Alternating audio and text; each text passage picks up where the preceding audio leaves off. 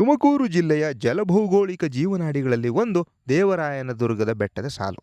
ಇಲ್ಲಿ ಹುಟ್ಟಿ ತೆಂಕಣಕ್ಕೆ ಹರಿದು ಮಂಡ್ಯ ಮತ್ತು ರಾಮನಗರ ಜಿಲ್ಲೆಗಳಿಗೂ ನೀರುಣಿಸಿ ಕಾವೇರಿಯನ್ನು ಕೂಡಿಕೊಳ್ಳೋ ಶಿಂಷ ಮತ್ತು ಬಡಗಣಕ್ಕೆ ಹರಿದು ಕೃಷ್ಣೆಯ ಪಾತ್ರ ಸೇರೋ ಜಯಮಂಗಲಿ ನದಿಗಳು ಇವೆರಡೂ ಉಗಮಿಸುವುದು ಇದೇ ಬೆಟ್ಟದ ಸಾಲುಗಳಲ್ಲಿ. ಹಾಗೆ ಸುತ್ತಮುತ್ತಲಿನ 10 ಕೆರೆ ಕುಂಟೆಗಳಿಗೂ ಈ ಬೆಟ್ಟದ ಸಾಲುಗಳೇ ನೀರುಣಿಸುವುದು. ಇಲ್ಲಿನ ಮೇಲಿನ ಘಟ್ಟದಲ್ಲಿರೋ ಯೋಗಲಕ್ಷ್ಮೀ ನರಸಿಂಹ ಮತ್ತು ಕೆಳಗಣ ಘಟ್ಟದಲ್ಲಿರೋ ಭೋಗಲಕ್ಷ್ಮೀ ನರಸಿಂಹ ದೇವಸ್ಥಾನಗಳು ಸುತ್ತಣದ ಹಲವಾರು ಕುಟುಂಬಗಳ ಮನೆ ದೇವರುಗಳ ಕ್ಷೇತ್ರಗಳು.